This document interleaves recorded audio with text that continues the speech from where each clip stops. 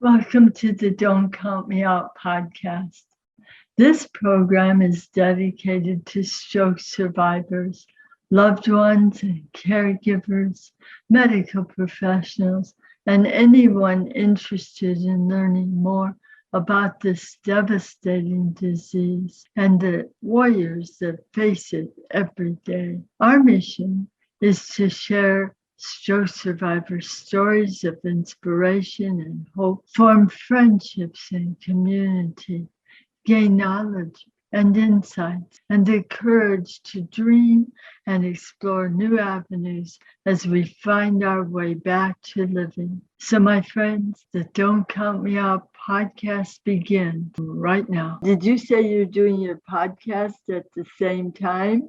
I used to record our podcast for Southeastern GUIDE DOGS. We had a podcast called Sit, Stay, Speak that I would use. This is my recording mic. But I do all of our voiceovers for Southeastern GUIDE DOGS as well.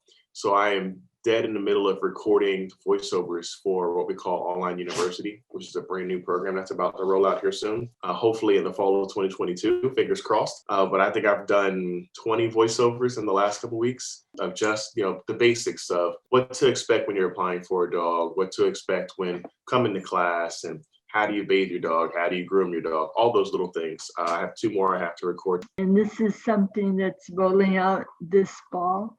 We're hoping to get it rolled out this fall. It's a possibility it may push out to the spring, but we are fingers crossed for the fall. It's a lot of work. We've got a whole team working on putting this thing together because of what it's going to do. Online University is going to present an opportunity for, usually for myself, when I applied, you apply, you do all the interviews, and then you go into the waiting period of waiting to get approved for a dog. Well, now that whole process is going to be revamped. So it's essentially going to have a partner with each individual that's going to walk with them the whole way to getting their dog. So when they arrive to campus, your veterans are not going to be nervous about what they're walking into or what am I going to experience? They're already going to know. They're already going to have a head start on the independence that comes with our service and guide dogs.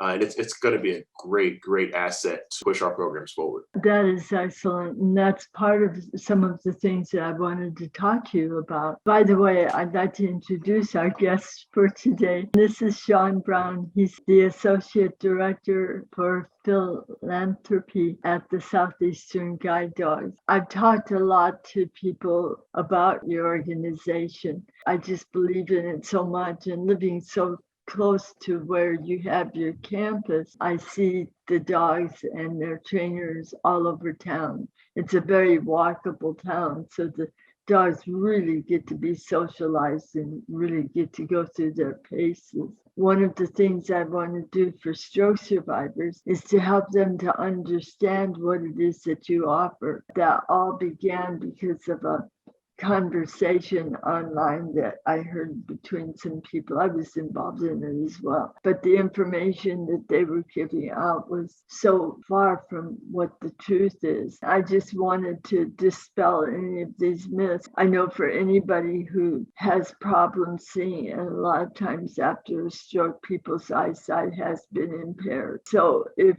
we can help to offer things that will help them to get back to having a life that they can enjoy, we are more than happy to do that. So that's how I got involved. So that's pretty awesome. I'd love to hear what some of the myths were too. I love hearing the myths about Southeastern, and then we get to debunk them. It always helps to have a myth and then to be able to debunk it, because then people go, oh, okay, well now we know.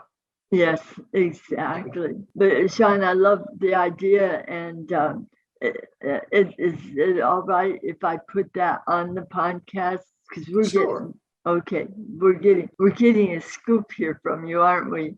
Just a little bit. I like that. Tell us a little bit about you and how you got involved. I know you yourself have had a service dog, and in fact you have one that's retired, and I have some questions about Pella too. But yeah, she actually just pushed the door open here a few minutes ago. I think my son pulled her back out of the room. My journey to Southeastern was a journey that was long, like many veterans that have one of our dogs. I served in the U.S. Army. I was medically retired in 2013. I've got my whole shadow box and everything in my office here to testify to my service. I got out and I was living with post-traumatic stress disorder and so many other difficult challenges. To this day, they remain challenges. we find ourselves in a situation where we have to figure out how to move forward past the military. And that's what I had to do. I suffer from some pretty significant things, from migraines. I've had multiple surgeries on my left knee, including a total knee replacement at the age of 30. Let's see, it's been 2 years now. I'm getting older. 33, 34, I had a knee replacement on my left knee to total out all the trauma that had been done on my left knee. I got degeneration in my spine, but I really couldn't show the public how I was dealing with my pain, with my injuries, because I was a public face. I was on the radio in Savannah, where we live, Savannah, Georgia, G100, the throwback station. I was doing weekends over there and then DJing in nightclubs, and I was the voice of the Savannah State Tigers and for all their stadium vocals for all of their 13 athletic programs. Had to broadcast for the Savannah Bananas and DJ pregame. They used to be pretty funny. They see me hobbling up the stairwell to get to the broadcast booth from the platform. But I was doing a lot of things, and I really couldn't show the general public how bad I was really struggling. Because at the end of the day, I was getting home and just looking at the nightstand, like, what's the point? Why am I going through this? Literally, PTSD brought a lot of unexpected changes to my life. And when you're in the military, you always say you never want to be that guy. You never want to be that veteran that's lost it. But I ended up getting close to that point, and it wasn't until I had lodged the remote control into the bedroom wall that my wife said, "You need to get some help." Get help is what we started to do. We found Southeastern Guide Dogs. When I found Southeastern, I was taking 16 pills a day from the VA. I was over 285 pounds, and I had completely disconnected. And Southeastern changed all that through a wonderful black lab called Pella. Pella was my very first service dog. I came in 2018 and received her at no cost. All of our recipients get our dogs at no cost. Literally, my life changed with Pella. I was able to do more things that I had only dreamed of being able to do. Came down and got my first full-time job, and I work at Southeastern Guide Dogs now as an Associate Director of Philanthropy. We've been to Rays games, we've been to Buccaneers games. It's been incredible, the things that we've been able to accomplish, because I got a new leash on life through a service dog. And we're seeing that success across the board. Pella retired abruptly the summer of 2021. Right after we went to WrestleMania, she retired about 90 days after with severe storm anxiety. Living in Florida, we know it's going to storm. We have a whole season. Yeah, we got a season directed to it. The storms cause her to essentially shut down, where she'll just lay in place. If the storm gets really bad, she'll end up vacating her bodily fluids because she's just that scared. Yeah. So a working dog cannot have that issue. So she had to be retired. But what a lot of people don't think about is when you retire a dog early, it puts that veteran or that recipient, whether they're a guide dog recipient or a veteran recipient for a service dog, you're back in the spin cycle again. You're on your own. It's about 6 months later. I was very, very lucky, or I say blessed. I was blessed to really have only a small 6-month window without having a working service dog. And in December of 2021, Nick came along and he's filled paws greatly. He's done a great job. He really has. Pella is now retired and living with you. How does she react when she sees Nick getting into his, I forgot what you call it. The vest? Yes. So it was really incredible to see, that first few months after she retired. I think that 6-month period really helped her start to settle in to being retired. When Nick came home for the first few weeks, it was kind of trying to figure out, you could see her kind of scratching her head, trying to figure out, okay, what's going on here? And then a light bulb went off and she realized, oh, I'm done. I don't have to do this anymore. Perfect example. We would throw a ball in the house, which my parents told us never to do.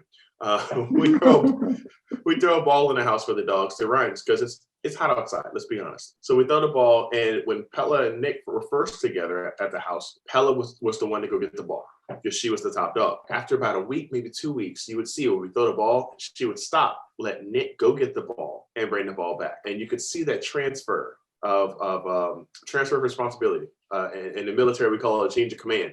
And you could see as she was handing over the command of the leash and handing over the command and making sure I was okay. Because for her, it was difficult because she was responsible for working, taking care of me, and dealing with severe storm anxiety. So now she only has to take care of herself and relax. She sleeps on my son's bed, which she's probably laying on right now. And really, she lives a life of luxury. She's comfortable. She goes outside when she wants to go outside. Otherwise, she just lays and sleeps all day. That's one of the things that I have a great deal of respect for Southeastern guide dogs is that they stay in touch with the animals that they've trained. If something isn't meshing for the training, the dog, and the person they'll be going with, they take a look at it and will decide what is best for the animal. We had sponsored a dog. They found that she was having issues as well, and they realized that this just was not something that this animal was really going to enjoy or want to do. They found a place for her for adoption. From what I hear, she's very, very happy in her new life. And we now have another pet. Her name, I think, is Julie. Yeah, Julia. I'm looking forward to helping to sponsor her and see how she grows. Awesome. I know in our monthly update that our CEO sent out earlier this week, we had one of the first ones that I've seen for sponsor a puppy was a service dog. His name is Dodger. So Dodger became a service dog for a veteran that survived the conflict from the movie We Were Soldiers with Mel Gibson. He survived that conflict. So we got some sponsor puppies with some strong guys. Wow. Tell us a little bit about, they help with service people who come back who have issues and have a difficult time assimilating back into whatever you would consider normal life. But they also serve in other ways as well. Tell us a little more about that. So obviously our name is Southeastern Guide Dogs. So our primary focus since 1982 has been providing guide dogs to those individuals that live with visual impairment. A lot of people don't realize it, but out of people that are visually impaired and legally visually impaired or considered to be legally blind, 95% of them have some kind of vision. Only 5% of those people are completely in darkness, which allows them to actually find that access to freedom a little bit easier with our guide dogs. But our guide dogs are trained to complete 40 plus commands. We see some that you saw at Beyond the Dark, where Bristol has learned a command that she knows when Katie's speech is over. She'll get up and start walking off with Katie. Our guide dogs have been doing incredible things, and they've been consistently doing incredible things. Our service dog program is catching up, of course, but that umbrella has grown significantly under the service dog program. We initially started out in 2009 providing service dogs for just veterans, but now we provide Gold Star family dogs for those families that have lost a loved one in combat. Under the Gold Star umbrella, we also provide exceptional companion dogs for the families of those who has lost someone in active duty to the war against suicide, or lost someone that's a veteran to the war against suicide. We were able to provide an exceptional and incredible dog to those families as well. We provide dogs for children and teens with special needs, as well as children and as well as teens that are visually impaired. We're one of the very few, if not the only company in the United States, because we serve the entire continent of the United States, that has what's called a teen camp. So visually impaired teens can come to campus for a weekend with their parents, and stay in our campus in our dorms, which are absolutely phenomenal to stay in for the weekend. And they get to experience what it's like to live with a guide dog and see, okay, is this something that I'm ready for? Is this something that can benefit me? And what that does is that gives these teenagers a head start on independence instead of having to wait till they're 18. Most places they have to wait till they're 18.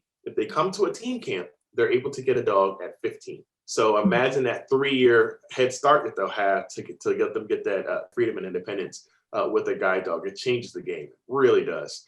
Yeah, I was just going to say what a difference it would make for a teen when they're in school. When you have any kind of an impairment that people can see, they kind of take a step back. I'm not sure why they do that, but it's just part of human nature. And so a lot of times when you're struggling within yourself to try to live a life that feels normal, it's hard to do when you also feel isolated. And there's something about having a pet or some kind of an animal around you that seems to attract and draw people towards you. So I think it does a lot for friendships. It does a lot for helping people to get a better understanding that we're really not all that different. We just struggle with some people's scars are visible and other people's scars are not. That's a very true statement. I had an individual come up to me. I did a fundraiser this past weekend, and I had an individual come up to me,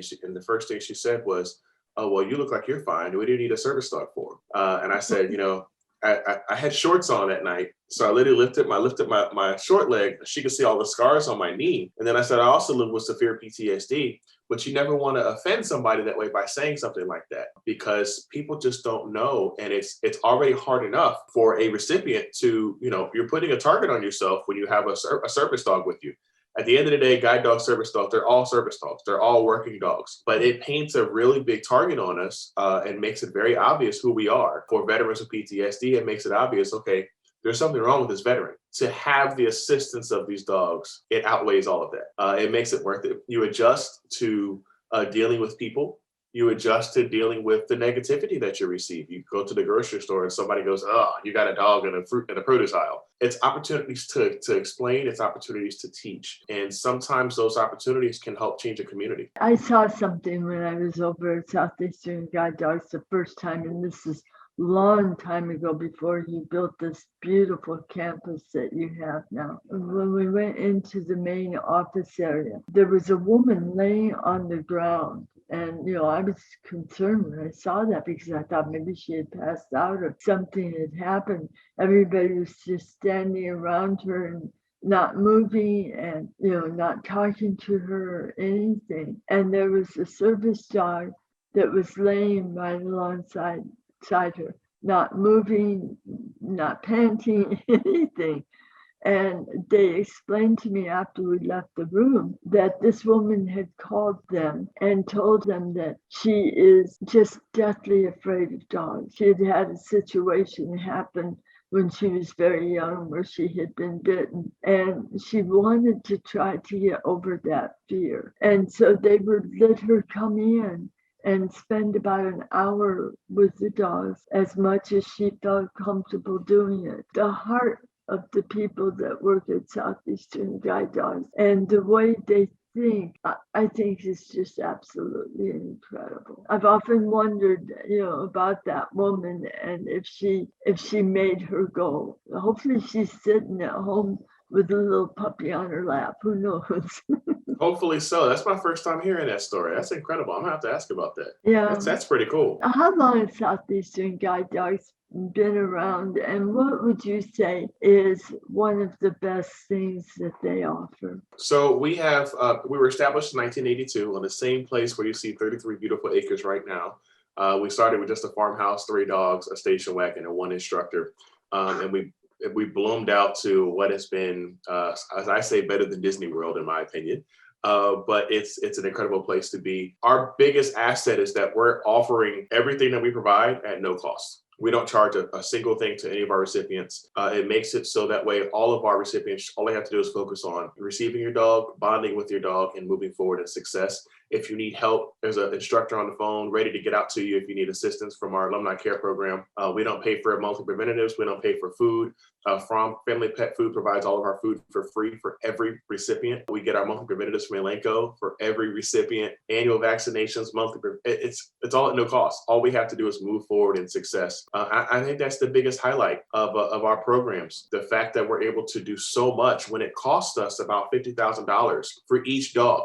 And we place about 150 to 250 dogs a year. That's a sizable amount that we push out, and we provide all our dogs at no cost. But it changes the world. We've had our program for veterans since 2009, haven't lost a single veteran in the war against suicide. That means something. And it means that these dogs work. That's, of course, I run all over the country saying that, letting everybody know we have not lost a single veteran in the war against suicide. Our dogs are the superheroes. The fact that they're out all over the country, just changing lives. One of the things I said recently was, if a dog can change an individual, that individual's family is going to see that change. The community is going to see that change. And as the community sees the change, the community is going to change. And it's going to expand the opportunities for more people that need the help. We could change the world with incredibly trained service dogs, incredibly trained guide dogs. I think that's a huge testament to all of our team on campus, all the instructors that put in hours and hours of hard work. A lot of people don't really see the love that goes into getting these dogs ready to go out and work with somebody like me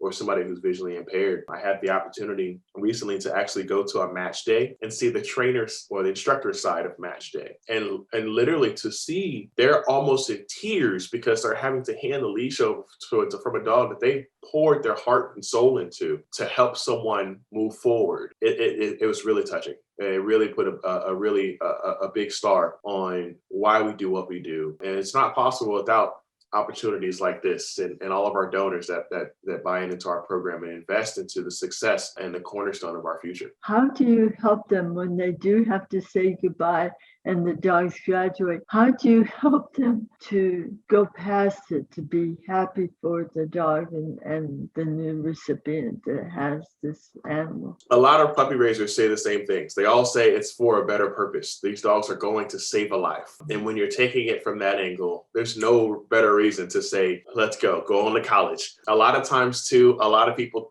like to look at it like their dog's going to college. They're going to choose their career. They're going off into life because we are educational based. So when our dogs are born on campus, because everything is done on campus, from genetics to whelping to puppies, and then they go out for a year and come back for college. High school puppy raiser, that year puppy raiser land, that's high school. That's middle school and high school. They come back. Canine University has 4 wings: freshman, sophomore, junior, senior. It's college, and they get to pick their major: guide dog, service dog, emotional support animal, legitimate and the most emotional support animal. No peacocks. We have no peacocks on our campus. These guys, they pick the job that they want to do. And it makes it a lot easier for our handlers to say, okay, go ahead and grow your wings and do what you're supposed to be born to do. Go put your cape on. So It's pretty cool. Walk us through what it's like to be a puppy raiser, to have this animal come into your house and assimilate with all your kids and any of the craziness that you go through on day-to-day living. So puppy raisers, our new program is called Start a Puppy, where you get a brand new, fresh out puppies, about 8 to 10 weeks old, and you keep them for that first few weeks, and then they go to their full-time raiser. But a puppy raiser is the backbone of what we do. You're coming to get a puppy from campus. They're exposing that puppy to as many environments as possible. Footings, you're going to the grocery store, you're going on airplanes, going to the beach, going to the city, going to a subway if you can, not the restaurant, but the actual subway. The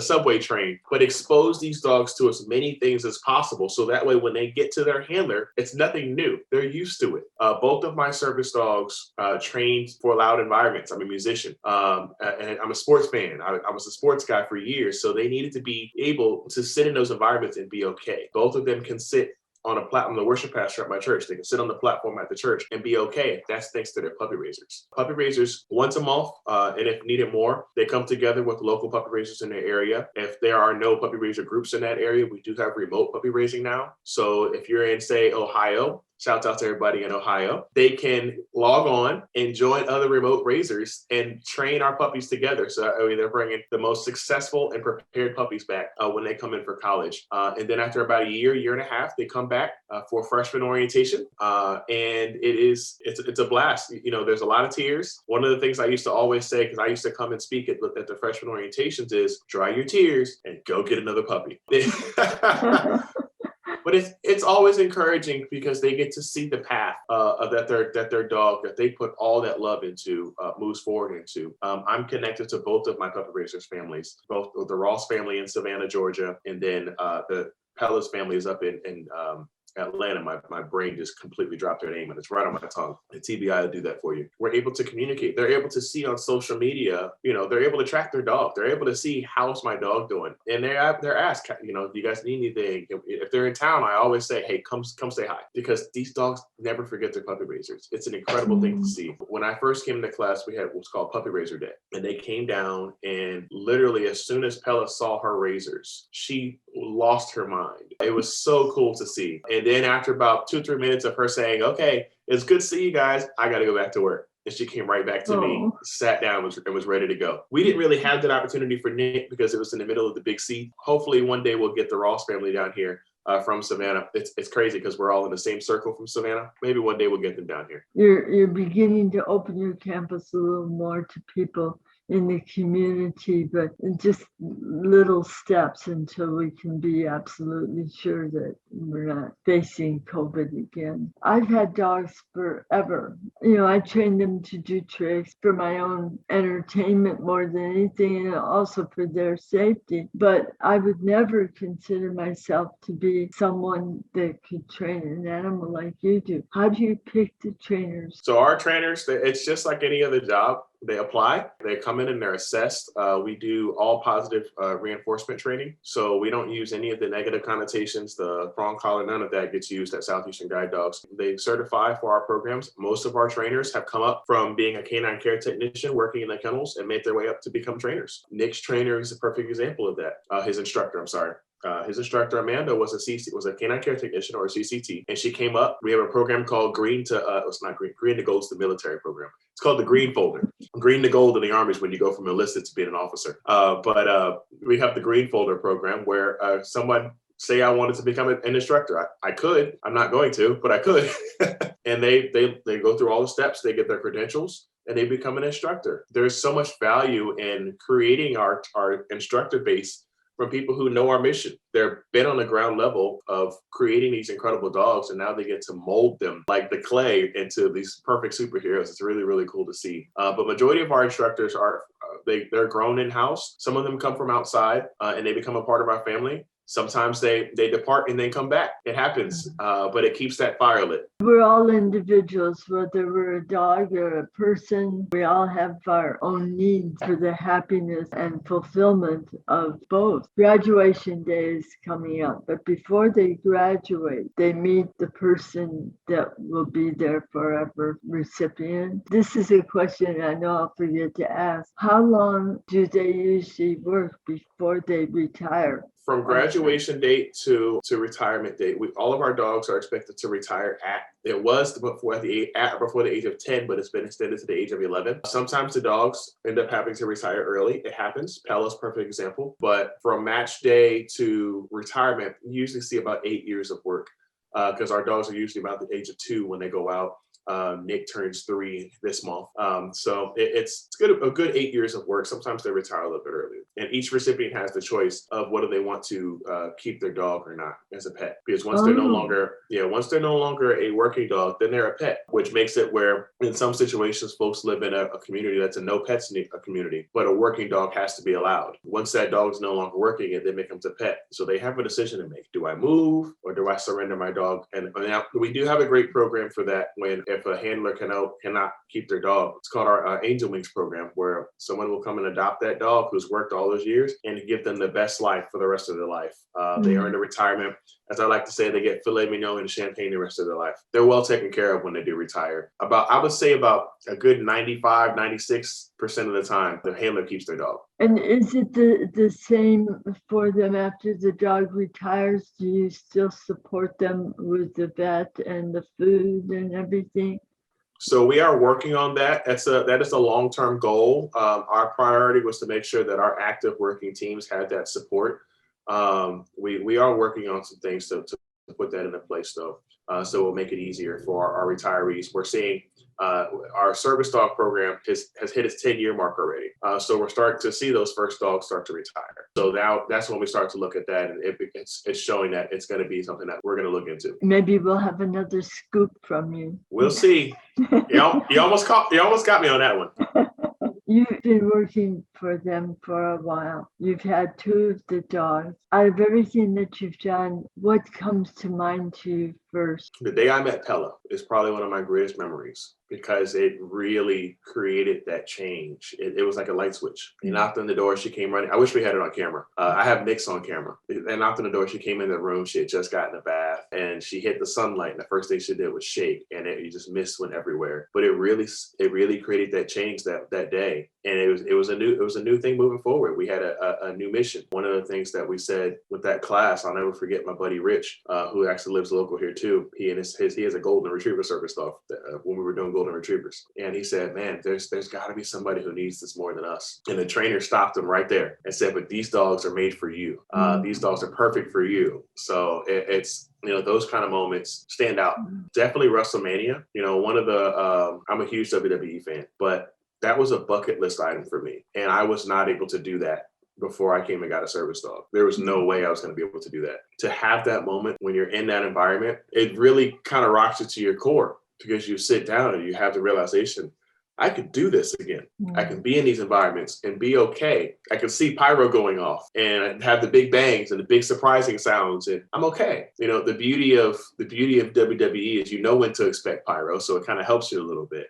But you're sitting amongst 50, 60, 70,000 people at one time, and you're in the number. You're not in a suite. You're in the mix, and you're okay. That changed the game. The goal for every recipient, at least for the service dog side, the goal for every service dog recipient is to be able to get to the point where we can start doing things and not having to take our service dog with us and be okay. Mm-hmm. That shows success, but we still have our service dog with us when the need is there. It makes it where you start to be able to put a handle or a benchmark on each part of success. I've been blessed, in having 2 service dogs. I'm to the point now where I can go, if we got to go somewhere, I can go with my family and be okay. My family knows my triggers. They know how to handle situations. Now, if it's a day I know I need to take my service dog with me, he goes with me. If I go anywhere, I don't go by myself anywhere. He always goes with me. But if we're going as a family, I have a 6-year-old, so she's a lot by herself. But one of the things that they told us when we first came to class was, if it's more of a distraction to take your service dog, don't take them. They're supposed to be an assistant. Now, the guide dog side of the house, they don't have that option because their guide dog is their eyes and ears. On the service dog side of the house, to see that growth and to be able to have those landmark milestones, it means something. You see guys like Marcus Luttrell from the movie Lone Survivor. I wish Mark Wahlberg could play me in a movie. But he came and got his 2nd dog recently. And this dog is an emotional support dog. His new dog, Ranger, he's an ESA. He's not a service dog because he found to the point that he said, I've come far enough that I just need the assistance at home on those rough days. Mm-hmm. That's progress. That's what we want to see from our veterans. It's encouraging. When you mentioned about triggers, are the triggers something that are in common? Are they universal? If someone is actively having a stroke, you know what the warning signs are. Anyone who sees somebody in that situation understands what's going on and they know to call 911. With someone who is actively beginning to feel the triggers of PTSD, if I'm walking down the street and I see someone that I think may be in trouble, what do I do? Or can I do anything? That's a tough situation. It's almost a loaded question. Almost. PTSD presents differently in everybody. You have guys that turn into the turtle where they go into their shell. You have guys like, I'm a mask. You'll never know if I'm struggling unless I say something, because I'm going to bottle it all up and hide it behind what I hope is a good looking mask. You have your guys that they find an outlet. For me, I had that point for a while where motorcycles were my outlet, and they do extreme things to kind of get the stress out. And then you have your vocal guys who have to just lash. There's so many different reactions to everything, and so many different triggers. Everybody's triggers are different. I know when I had experience around 4th of July in Savannah. I just got back from downrange, and I was going to get milk for the family. And, at 4th of July, people are going to shoot fireworks off before and after 4th of July. And somebody let off a huge mortar round right over the top of the grocery store. It was right by our neighborhood. And I blacked out. Apparently, I dropped everything. I had to go buy new milk. The triggers are different for everybody. The triggers for the rage, for the hypervigilance, is probably one of the things that you'll see most common. You'll see, I like to use the trigger points where I can kind of calm down from the hypervigilance just by pressing trigger points in my hands a lot. You see kind of almost, steadily moving fingers or always scanning. Rarely when I'm by myself somewhere, which it rarely happens. But before I came and got Nick, when I would be out, I would always be kind of checking. You're in a grocery store, you're checking every aisle before you even walk past the aisle, checking before you come out of the aisle. Those would apply to me specifically, but it's different for everybody. When you hear, a house settling, I'm in a house only 2 years old. You're up and you're checking every window and every door, making sure everything's good to go. One of the incredible things about having a service dog in the house with that situation is if they don't move, I'm not moving. I was laid up yesterday with a migraine that was horrible. I could barely move. And Nick was laying on the couch with me. And I just had my hand on his body. And when the garage opened, I didn't know it, but he knew it. So I felt him move. So I was able to open my eyes and realize, okay, somebody's home. But otherwise, he hadn't moved the whole day. He just laid there with me. Is he attuned to you? How does he help you? It's part of the bond. As the bond grows, they know what's coming before we know what's coming. I always like to share the example of my buddy Morgan Watt with his service dog Foley. Morgan has debilitating migraines that put him in a hospital. And now he and his dog have gotten so in tune that about 30 to 40 minutes before his migraine hits, his dog Foley will go and get his medication in a little pouch, secure pouch, and bring it to him and say, hey, you're about to have a bad day. Every time he's ignored him, he's ended up in the hospital. Nick's done a great job. And with Pella's assistance, you can kind of see Pella coming to him and saying, hey, you need to go over and check on him. Because what they'll do is, I don't like to always say I'm not feeling well, because I'm not feeling well every day. But when it's bad, I don't want to tell everybody, because people get tired of hearing I don't feel well, or this is bothering me. But the dogs give it away. So they'll come and they'll sit right in front of me and they'll just stare at me. Now it's because I have 2 in the house, both of them do it now. So I can't hide, but he's gotten really good to the point that he really doesn't let me get out of his sight. And he's good about when something's off, he'll just come and just kind of put his head on my lap, or he'll just want to still stay really close to me. He'll just lay down right next to me and have some kind of contact with my body. That's one of the things that I've noticed with him, because we're only, it'll just be 8 months, so we're still pretty much brand new in our journey. The bond is incredible. When I was coming in here, I was getting my coffee. I was coming into the office to get ready for today's interview, and I said, "Hey, I'm going to my office," and he went and he beat me in here and laid down right on the floor, right by the desk. I didn't ask him to do that, but it's just part of the bond. He knows where we're going. He knows what it's time to do. If someone who's listening to this is beginning to realize that maybe having a service dog would be helpful to them in their life, and they wanted to pursue it farther, what would be the next step for them? If you're looking for a service dog to do under the purposes of what we provide, you're going to go to our website, guidedogs.org, hit the application process, make sure you qualify for everything that we need. If it's not something that we cover, there are schools across the country under the same umbrella called Assistance Dogs International. Go to their website, ADI.org, put in what you're looking for, and they will pull up a school for you on their website that will provide, and it should be at no cost, will provide that assistance through a service dog, because right now we're only serving children and teens, veterans, and guide dog recipients. So if it's outside of that realm, definitely ADI.org has those opportunities through other programs, and we partner with a good bit of those programs to help people find success. That's really good to know. For the rest of us who would like to do something to help with what you're doing, how can we, besides sponsorship, can we get involved? One of the things I always talk about is sharing our mission, sharing our story. Because we provide all of our recipients our dogs at no cost as a gift, we encourage folks just to share the mission, because the one person you tell may know somebody or may be that person that needs our assistance at no cost. It doesn't cost any money to share. It doesn't cost any money to tell somebody, hey, I know where you can get help for this situation. Of course, we're a nonprofit. We're a 501(c)(3). At the end of the day, we raise funds to keep our business going and to keep our organization flowing, and keep getting dogs out. $50,000 a dog. It costs money. So fundraising is always the fastest way, but awareness is everything, especially in the 4-county area around here. I'm a firm believer that 100% of the population in the 4-county area here in the Tampa Bay area should know about Southeastern Guide Dogs, because that network is huge. If everybody knows and everybody's telling one person, we could take over the country. It's all about helping people find success. Definitely get involved. The campus is starting to open up quickly. Beyond the Dark, anybody that's listening that's in driving area of Southeastern Guide Dogs, Beyond the Dark is the thing to do. Tuesday mornings, we have opened up to quarterly Saturday offerings of Beyond the Dark, but it generally is every Tuesday morning at about 9:45.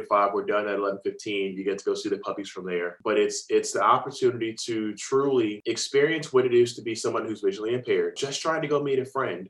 And then to experience what it's like to be a veteran living with post-traumatic stress disorder and night terrors and all the things that come with it. If you're listening to the podcast today, I'll give you the promo code. Promo code is DARK.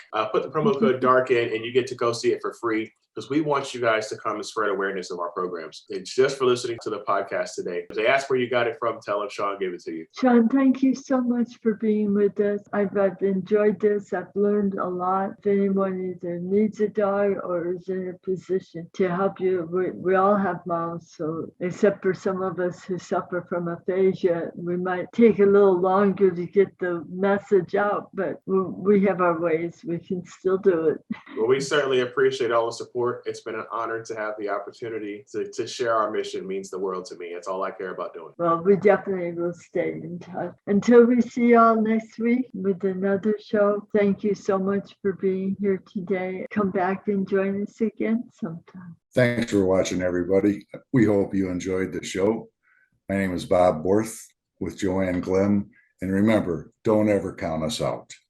Have a great day. God bless.